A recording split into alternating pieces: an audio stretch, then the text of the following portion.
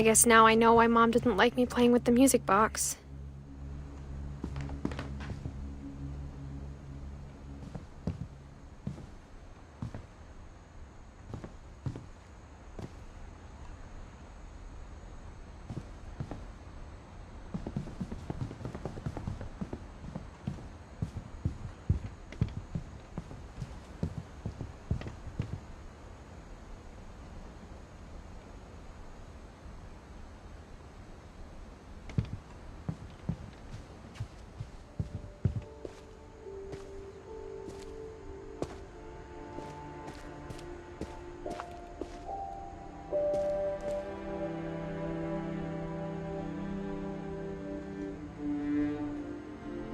It's funny.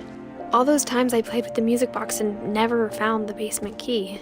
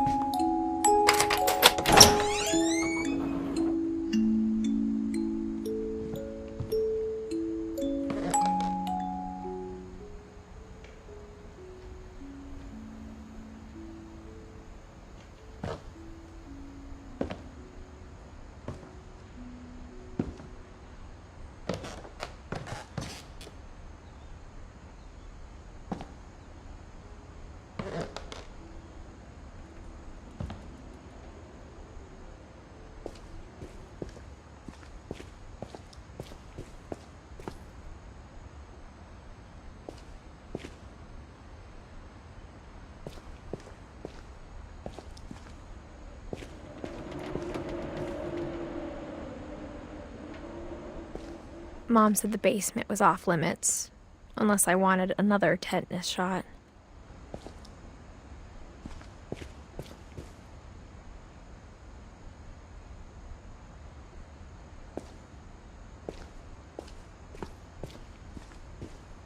I saw Edie sneak down to the basement once, carrying packages.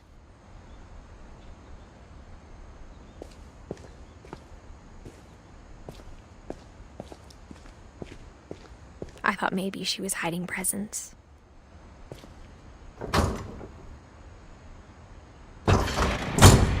It turned out she was hiding a lot more than that.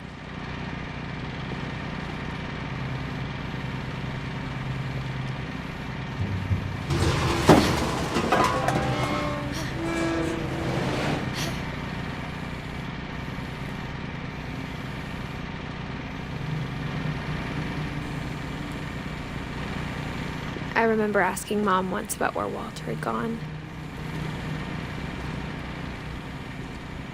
She said after Barbara died, he got as far away as he could.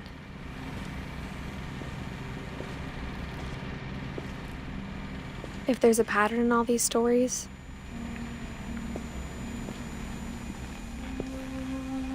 I think it's that none of us has gotten very far.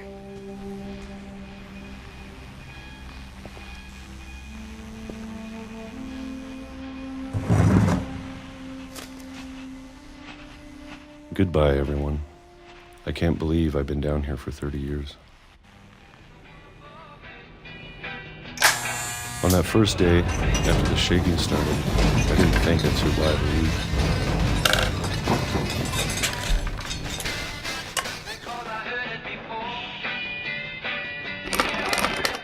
But after a few days, I settled into a routine. That's what kept me sane. Having a schedule living for today. I always expected to be dead tomorrow. But if you wait long enough, you get used to anything.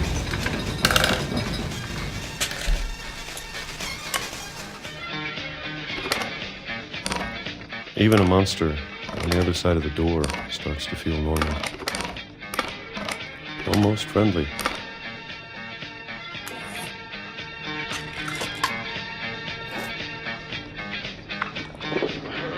And then one day, everything just stopped. Whatever that thing was, it was gone. Maybe it got tired of waiting. Or maybe I just got tired of being afraid.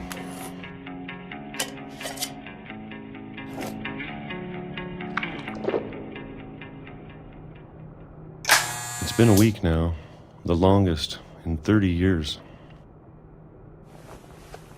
I'm done waiting. I have to leave while I still can.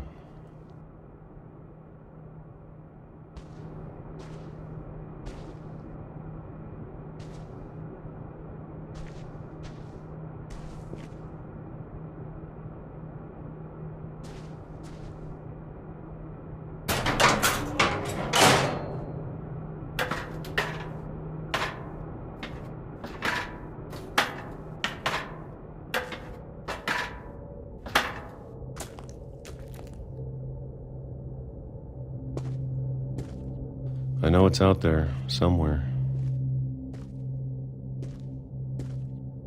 Whatever killed Barbara and Molly and Calvin. Maybe this is all a mistake. But I need to stop living the same day. Even if it kills me.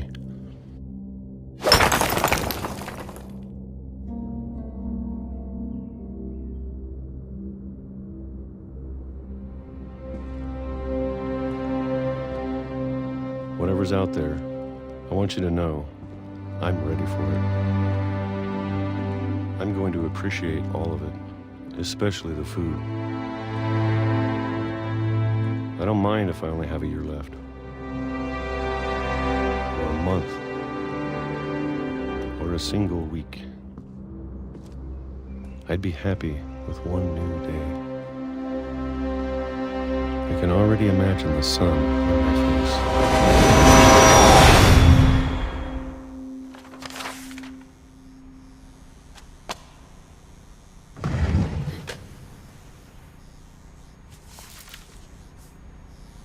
Walter died when I was 6. I can't believe my mom never told me he was down here.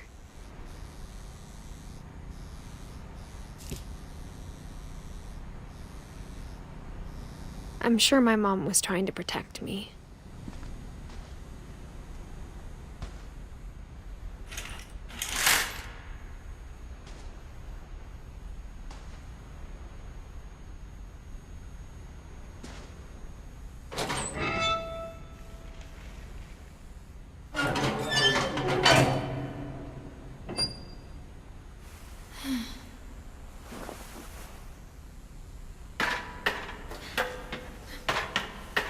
Maybe she was afraid I'd end up like Walter.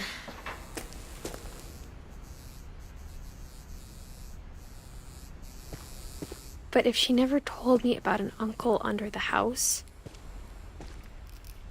I can only imagine what else she was hiding. I don't want to make the same mistakes she made.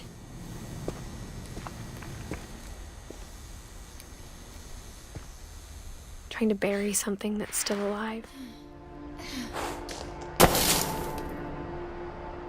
Now that there's only one of us left, or maybe 2,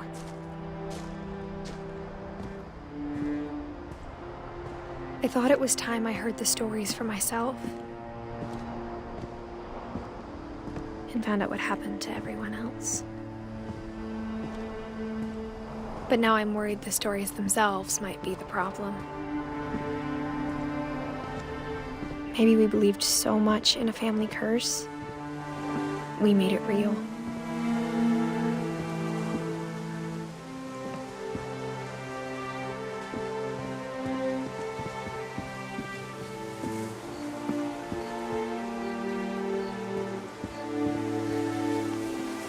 I don't know if I should even be writing this.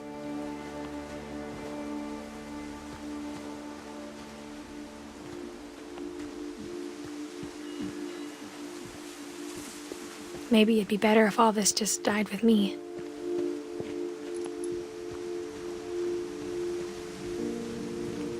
But I thought you should know about your family.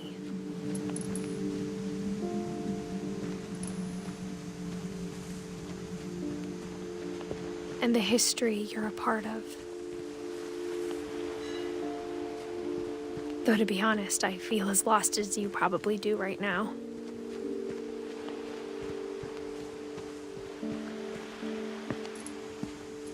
I think the people in these stories believed them, for what that's worth.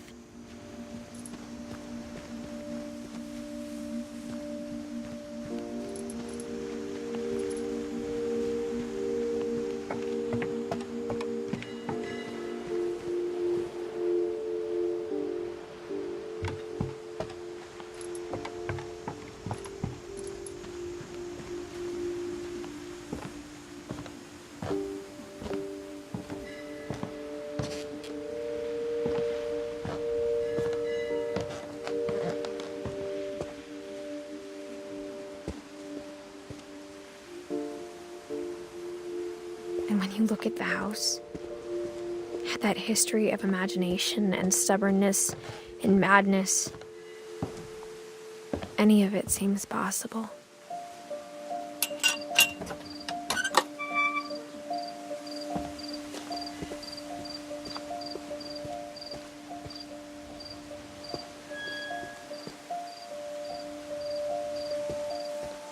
I think we've been surrounded by death for so long, we've just gotten used to it.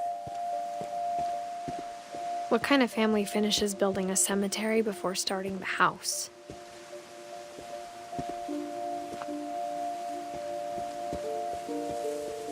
It's embarrassing for me to admit this, but the pet cemetery made me more uncomfortable than the human one.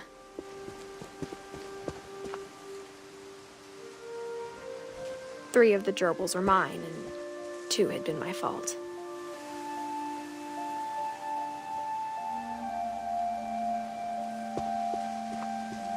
Sven built the house, but it was Edie who designed the cemetery.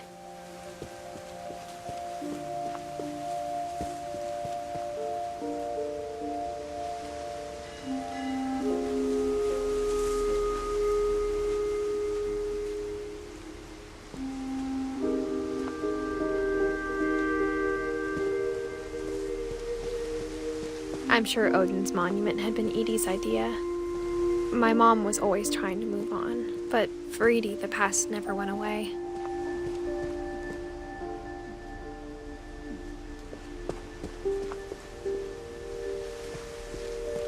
She could see it poking out of the water at low tide.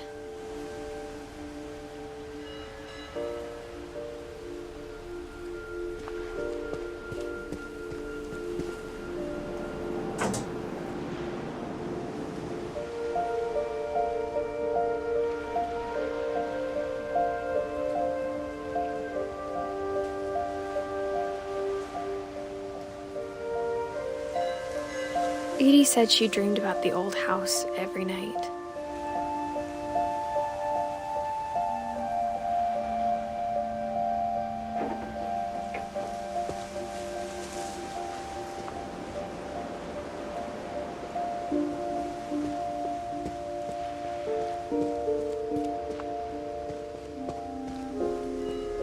Edie's side was always easier for me to understand. But the older I get, the more I can see where my mom was coming from. Her dad had been pretty strict, but it wasn't enough to save her brothers. She was just trying to do better.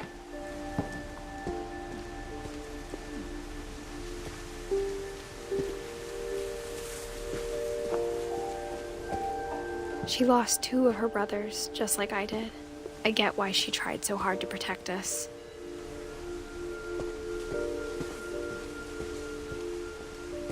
There's so many things I wish I could ask my mom now.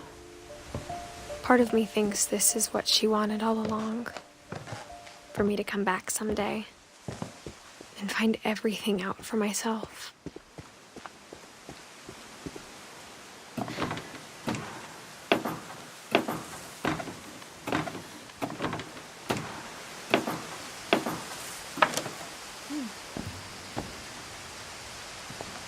But looking back on it now,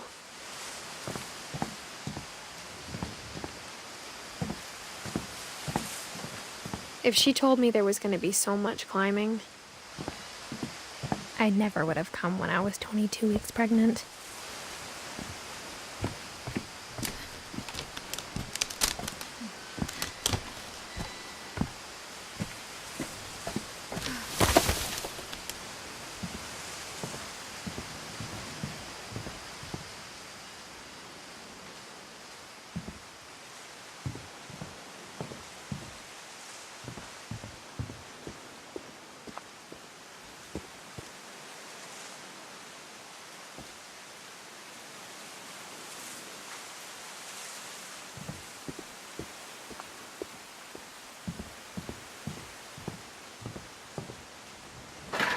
I never met Grandpa Sam, but I think he and my mom had a lot in common.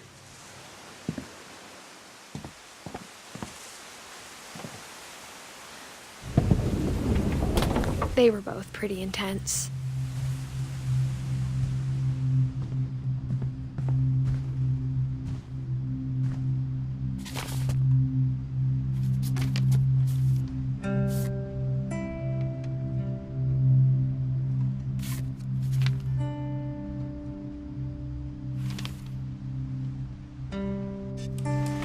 Dawn, I promise, you'll never forget this weekend.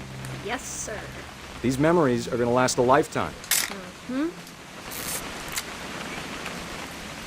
I gonna have to shoot anything? It's a hunting trip, Dawn. Shooting is strongly encouraged.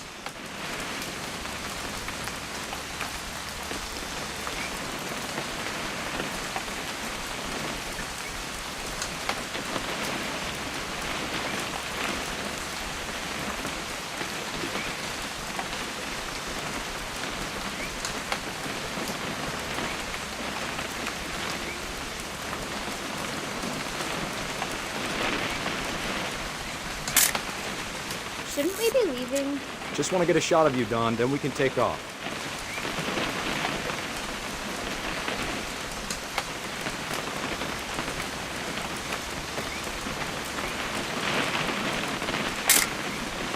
I'm over here, Dad.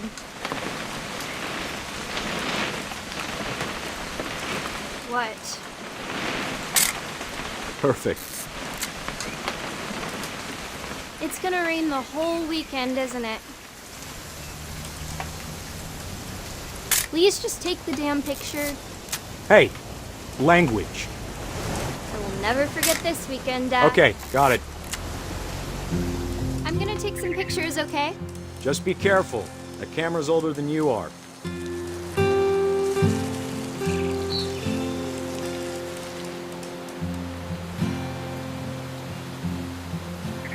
Definitely should not have drunk all that coffee. Hey! That's a keeper. I'm just saying, I'm not always gonna be here, Dawn. You'll need to remember this stuff, if you want to survive. I'll be fine, Dad. You know who else thought he was gonna be fine? Some guy who died. Dawn, I'm being serious. I know, Dad. You're always serious. Doesn't being out here make you want to chill out? Well, to tell you the truth, I haven't been out here in 20 years.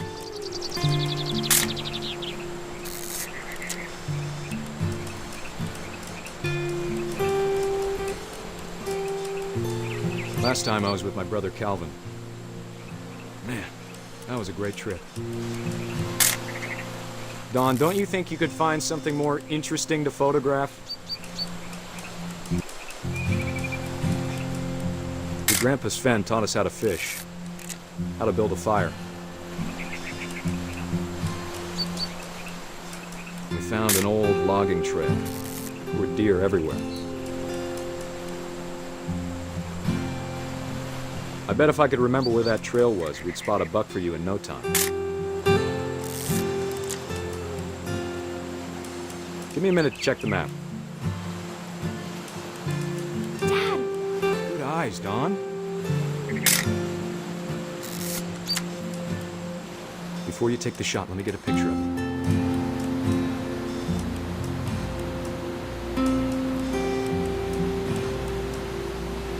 Dad, I... Just breathe.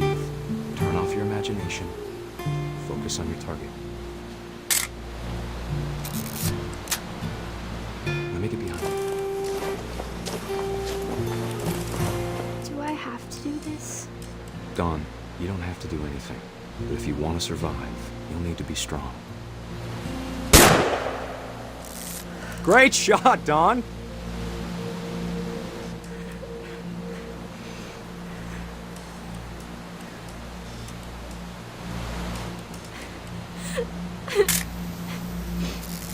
I'm proud of you, Dawn. Always remember that, okay?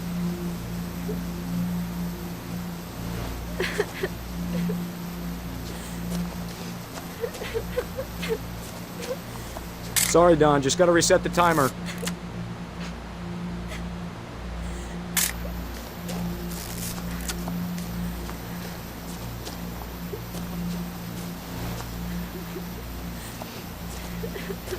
Dad, it's twitching. I think That's it's totally still... normal, Dawn. Just focus on the camera. Try not to think about... Dad!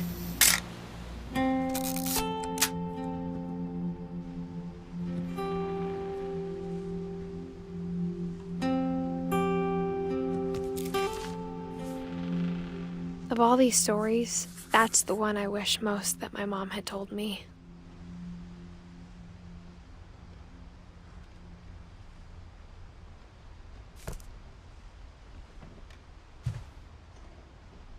Sam spent his life shooting photos, but Mom said he got nervous being in front of the camera.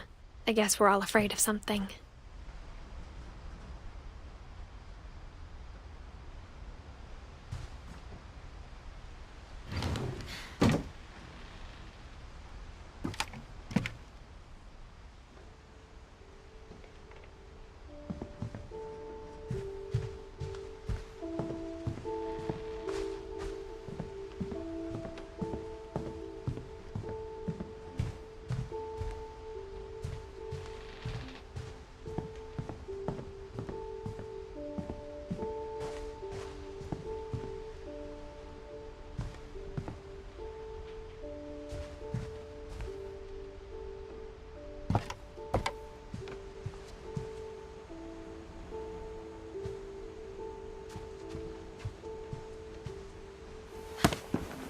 After Sam died, my mom and Edie got really close. They'd both lost a lot.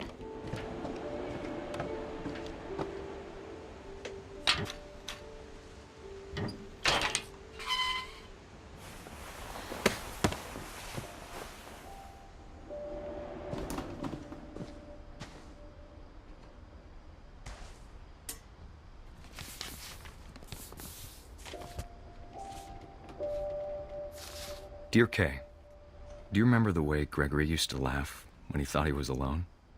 Like something funny was happening, but only he could see it.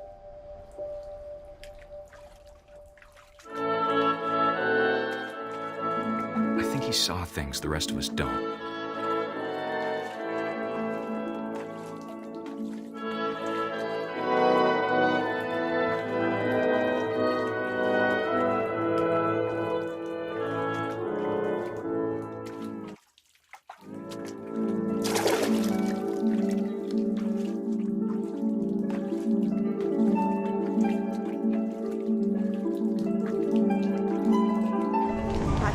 Gregory, it's time to... Hold on, sweetie. Hello? Sam, I told you I don't want to talk right now. I wonder what he saw.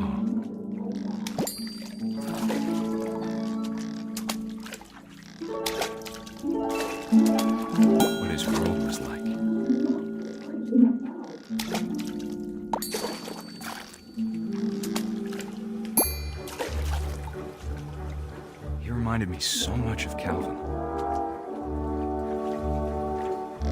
Lost in his imagination.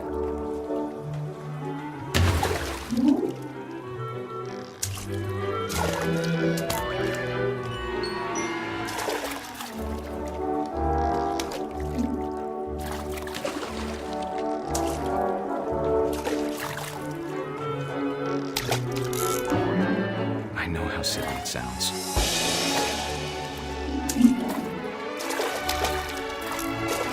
But I worried about a baby being too happy. But I could feel him slipping away. Sorry about that, Gregory. I know you did everything you could. Maybe if I hadn't called that night. Damn it. Hold on, I don't want Gregory to hear this.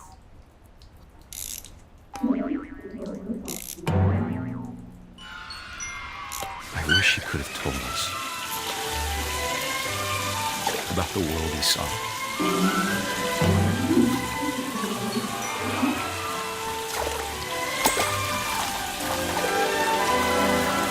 There's so much I don't understand about Gregory, about everything.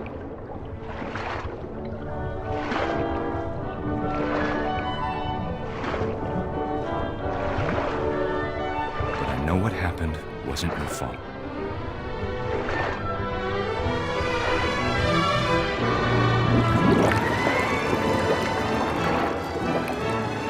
I'm sure he's happy.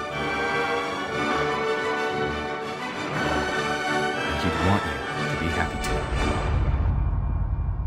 Good luck, Kay. Love, Sam.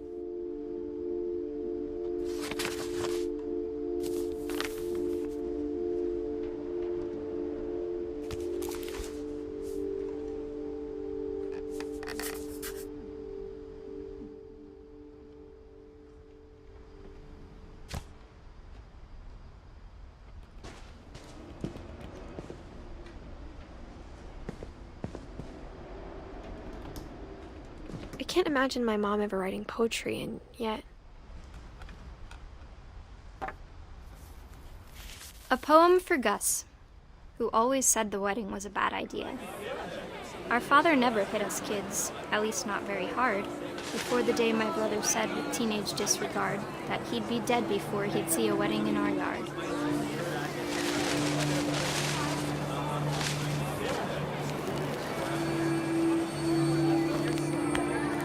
My father made him come, of course, but Gus stood far apart, just flew his kite and bottled up the storm inside his heart.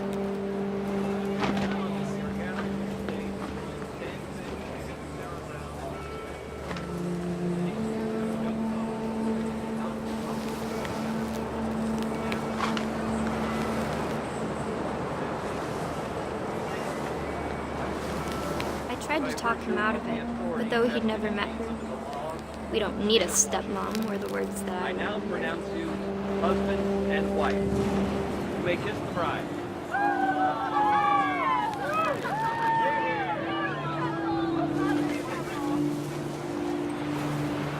When the time for photos came, Dad ordered him to come here.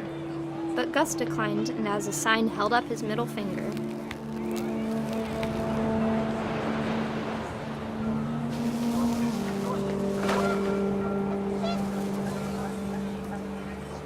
The wind picked up and panicked geese appeared and quickly went. But all the humans did that day was go inside the tent.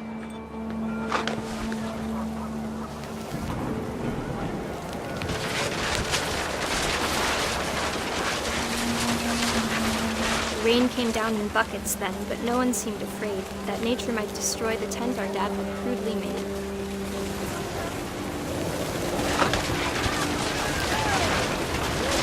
The thunder sounded much too close and full of angry power. But all my father said to this was, "Make the music louder."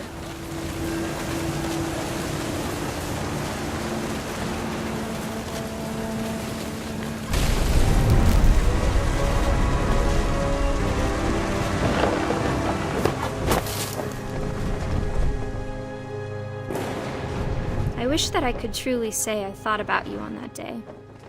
Out there on the beach alone, just you, the wind, the sea, and foam. But I didn't, until we found you.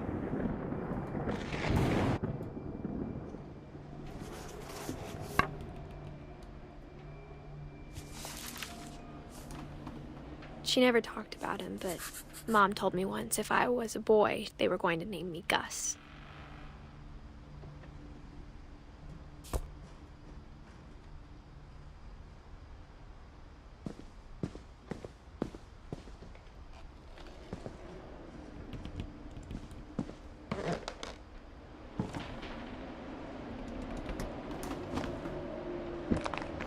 My mom moved up to the loft after her brothers died. At the time, it was as far away as she could get.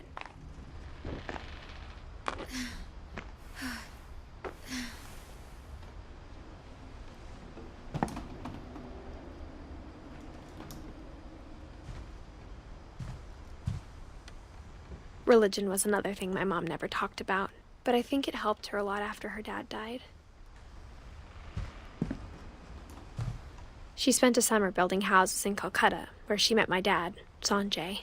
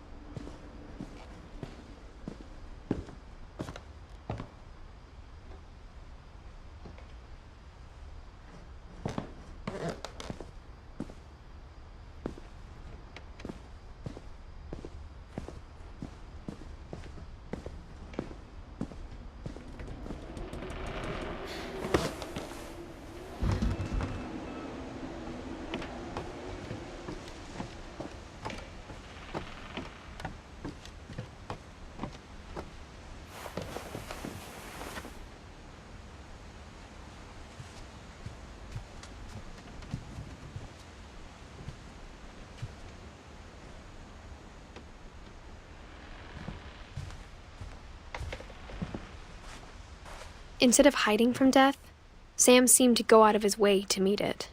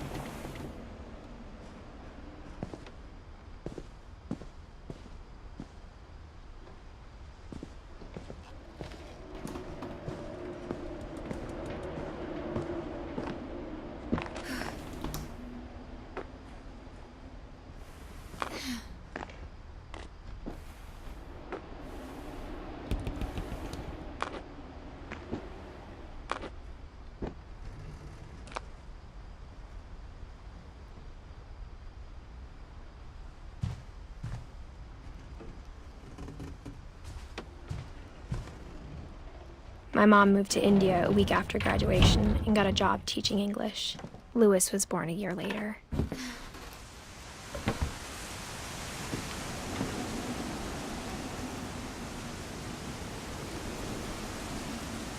When my dad died, I don't think Mom knew where else to go. I'm sure Edie was happy to have her back. And to see kids in the house again.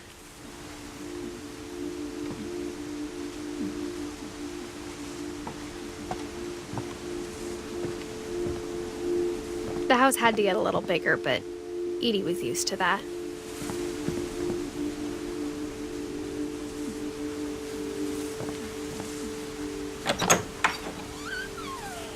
And for a while, things were good. Almost normal.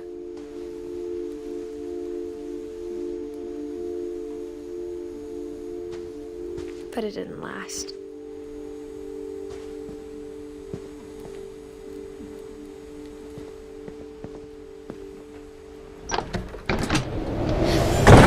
The beginning of the end was Milton's 10th birthday, when Edie gave him a castle.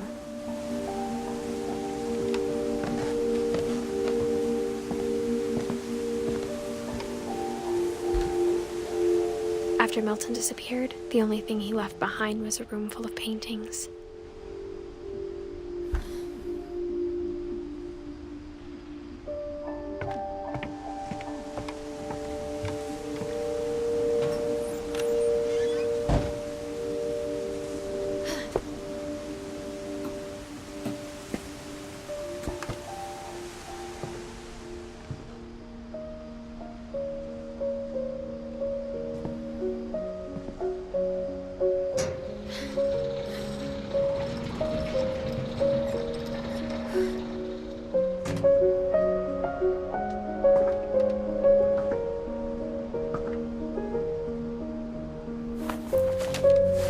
Milton Finch in The Magic Paintbrush.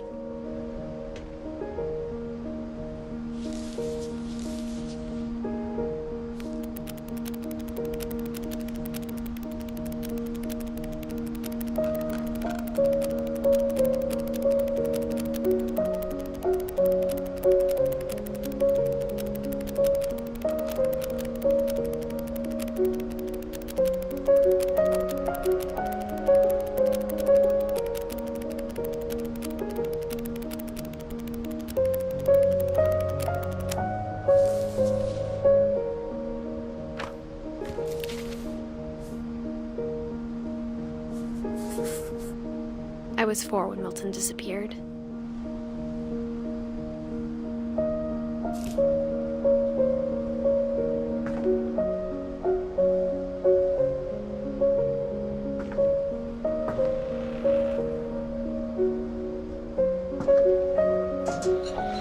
Mom spent months searching for my brother. Then she sealed the doors.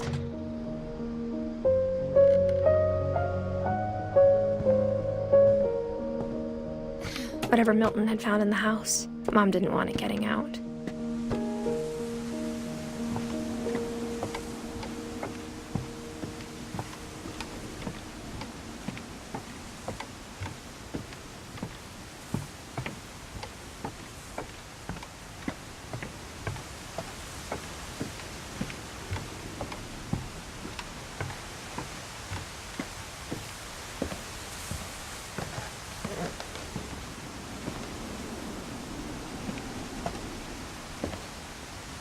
Mom definitely blamed Edie, but I think Louis blamed himself.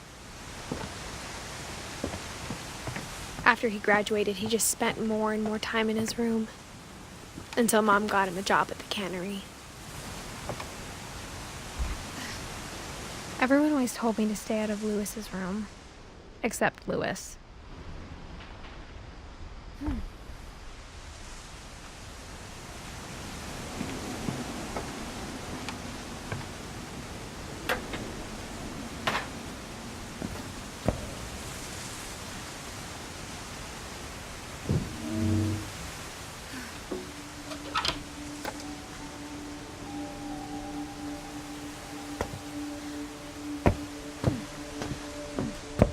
Louis's room smelled very, very familiar. that part of him lived on.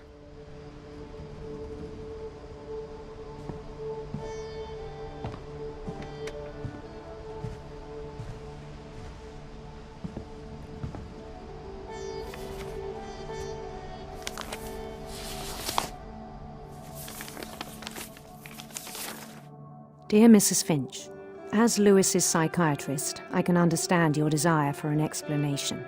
As I see it, the trouble began in January, shortly after we convinced your son to seek treatment for substance abuse. Newly sober, I believe Lewis first noticed the monotony of his daily life.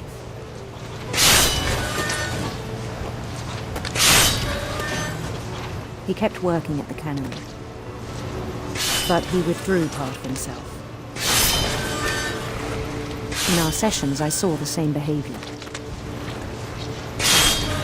His mind began to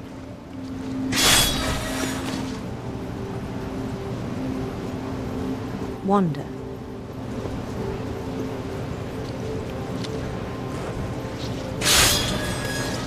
I asked him to describe it.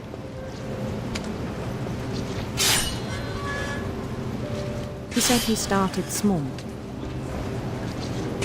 imagining a labyrinth.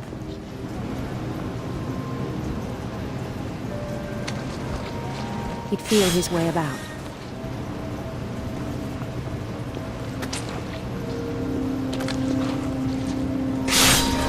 Then something moved. Bats. And toads.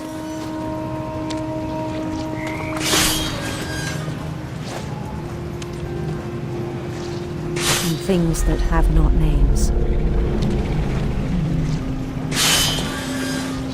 He knew it was all in his head.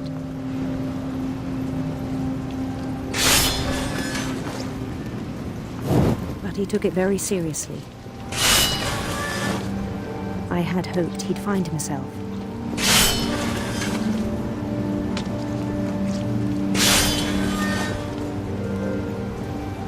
But he found something more. I worried about him then.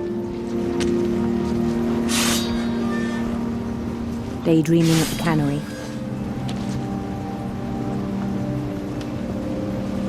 I spoke with his boss. But he said Lewis had become a model employee. Methodical, tireless, focused.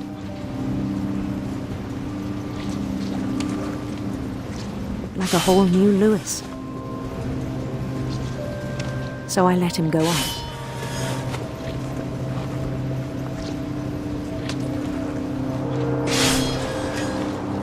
I even encouraged him. It seemed very promising at first. He told me he'd made a new friend.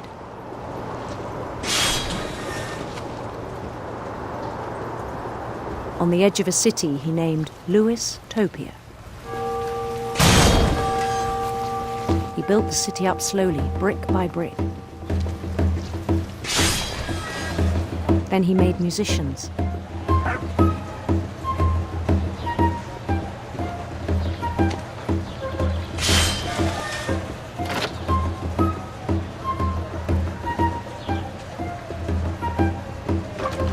And songs for them to play.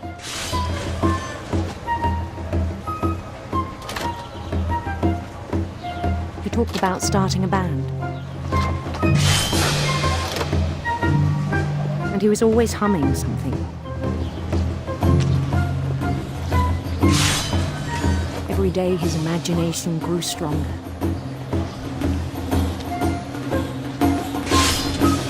He no longer spoke at the cannery. But his chopping was as reliable as ever. Then one day it struck him that all the cheering crowds, even the stones under his feet, were all in his imagination,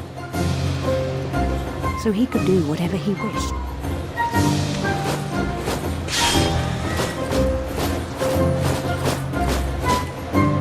He held an election for mayor. And he won.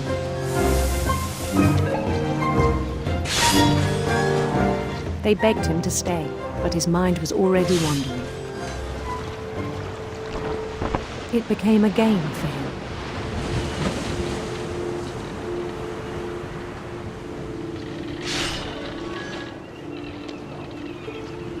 He'd conquer a city, then immediately push on.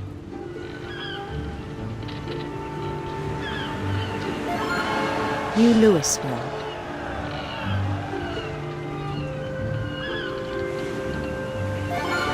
St. Louis.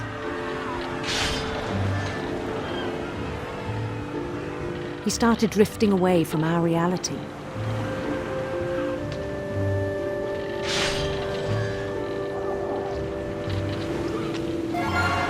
Minneapolis. Until one day he forgot to go home from the cannery. Even as his mother pleaded with him, part of Louis kept sailing on.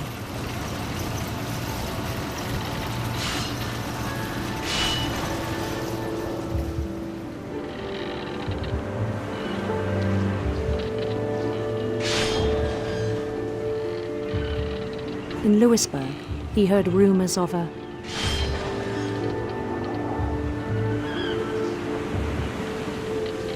handsome queen.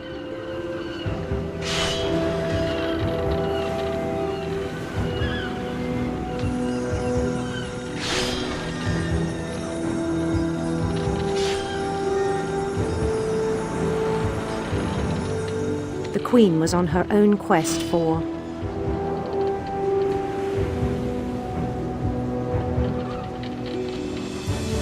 sinister serpents.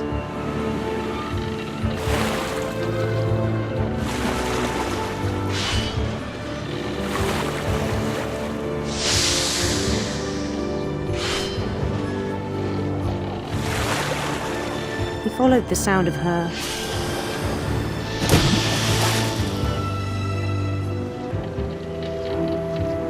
silver harp.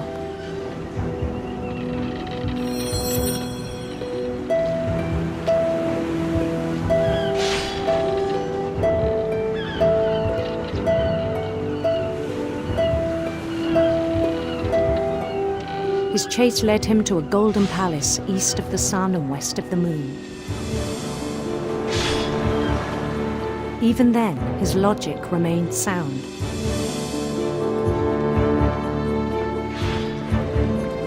He knew the world was all in his imagination.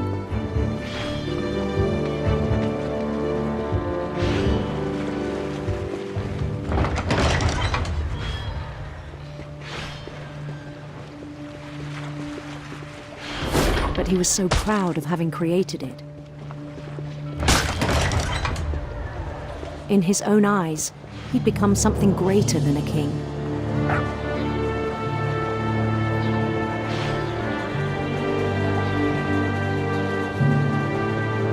For someone who'd never known success in the real world, I think it was overwhelming.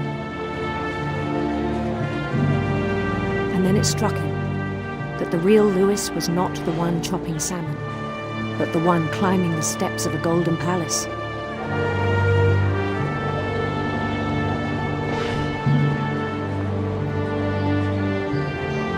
My imagination is as real as my body, he told me.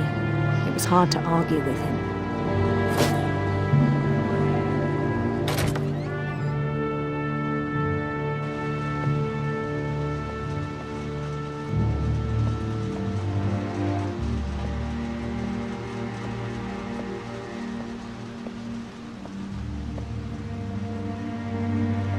He began to forget the world we know.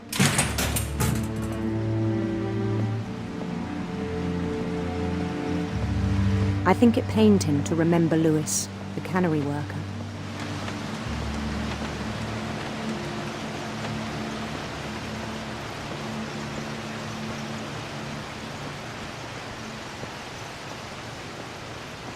He began to despise the man with a royal contempt.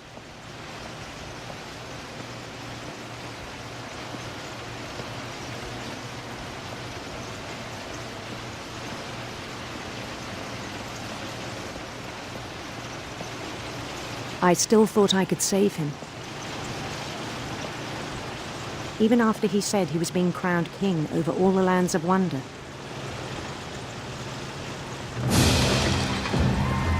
The palace would be packed with his companions.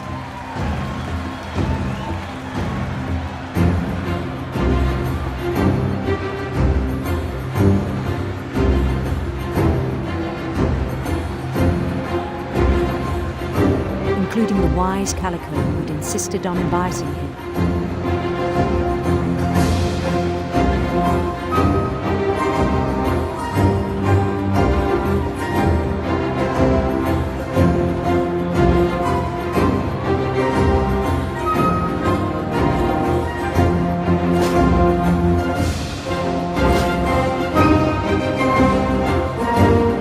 His queen waited, holding his crown.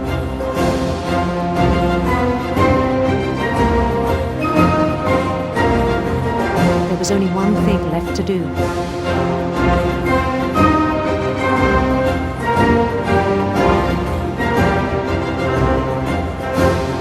Bend down his head.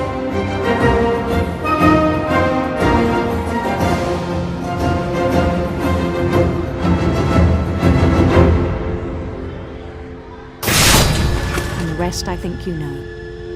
Mrs. Finch, your son was a kind man who will be missed by all of us who knew him.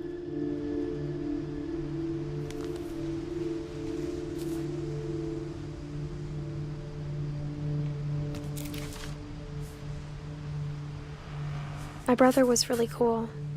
I wish you could have met him.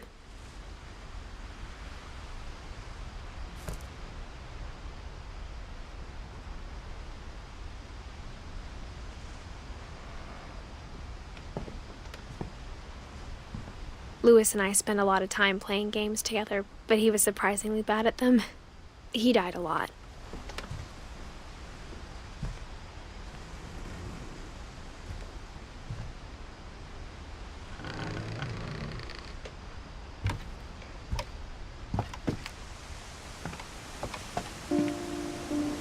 On the way back from Lewis's funeral, my mom told me to start packing. She waited until the day before we left to tell Edie. I'm not sure if she wanted to make it easier or harder.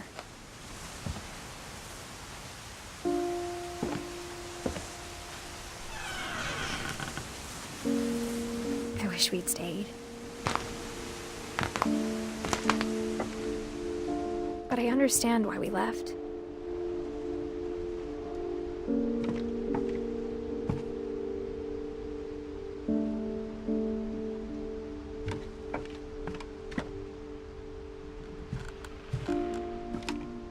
My mom ended up leaving everything behind.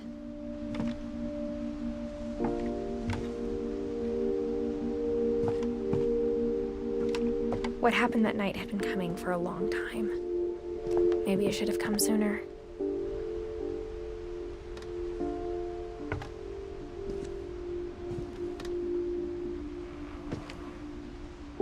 But it had to end one way or another.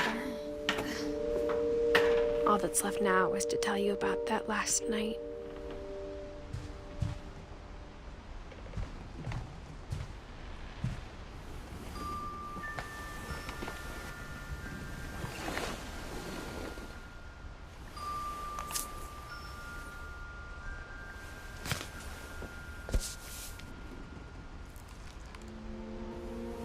That whole last day, Edie just watched us pack and didn't say a word.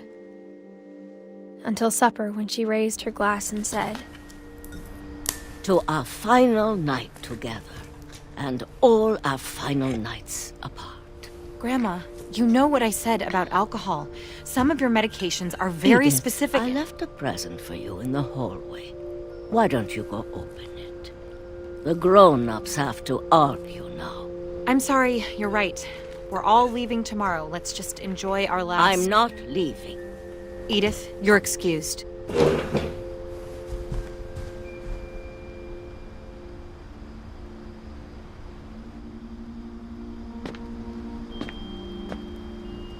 The power had been shut off that morning, but Edie always had plenty of candles.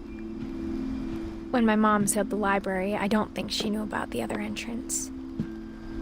Or that Edie had a key to it.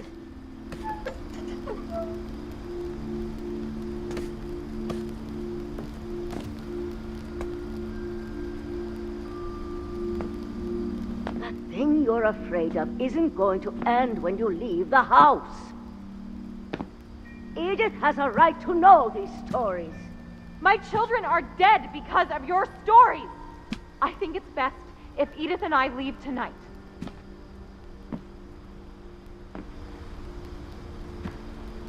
We'll have the nursing home send a van for you in the morning.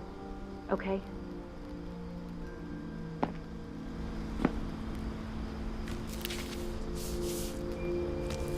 Dear Edith, there's so many stories I wish I could tell you, but there's only time for one. This is about what happened on the night you were born. That night, the tide went way, way out. It was the first and last time I ever saw the old house aground. There'd been an earthquake out in the middle of the ocean. They called it the lowest tide in 1,000 years. God, it smelled awful. You know, I've seen that house every day of my life.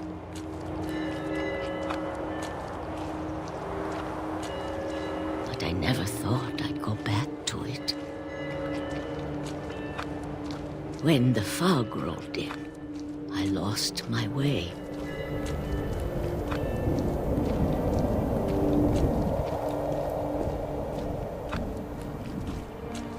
I got turned around.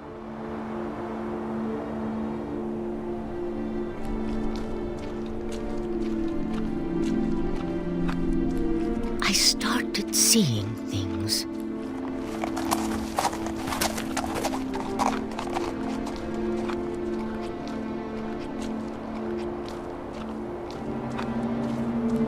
Things I'd forgotten had ever existed.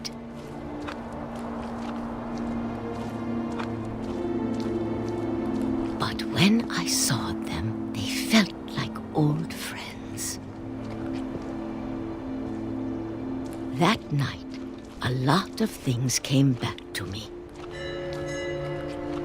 Or maybe I came back to them.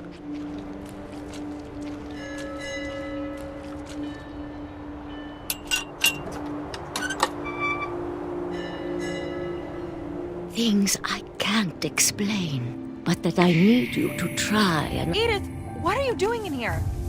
It's mine! Edith! Mom, you're gonna rip it! Let go! I kicked and screamed, but Mom dragged me to the car.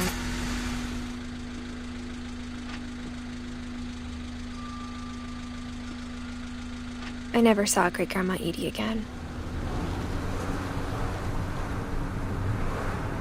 The next morning, the van came to pick her up, but she was already gone. After that, we moved around a lot.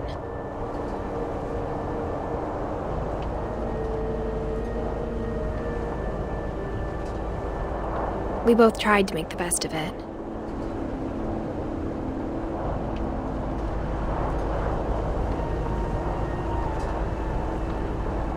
A few years went by.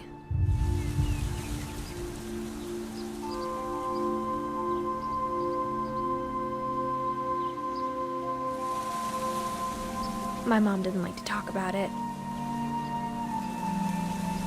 But she started getting sick a lot.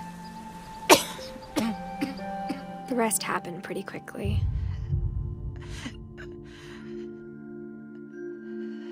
She got better for a while, and then she didn't.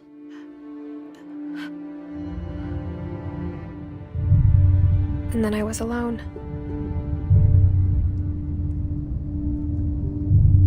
The last Finch left alive.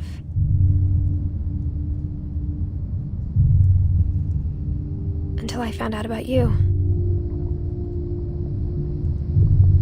I'm still not sure what to tell you about all this.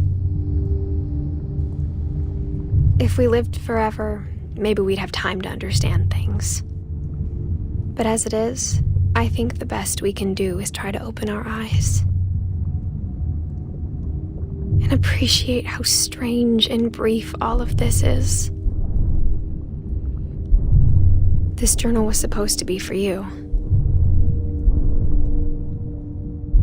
But now I hope you'll never see it. I just want to meet you and tell you all these stories myself.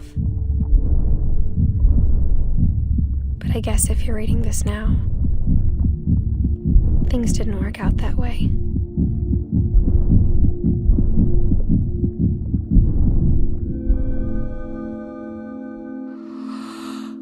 This is where your story begins. I'm sorry I won't be there to see it. It's a lot to ask, but I don't want you to be sad that I'm gone. I want you to be amazed that any of us ever had a chance to be here at all. Good luck.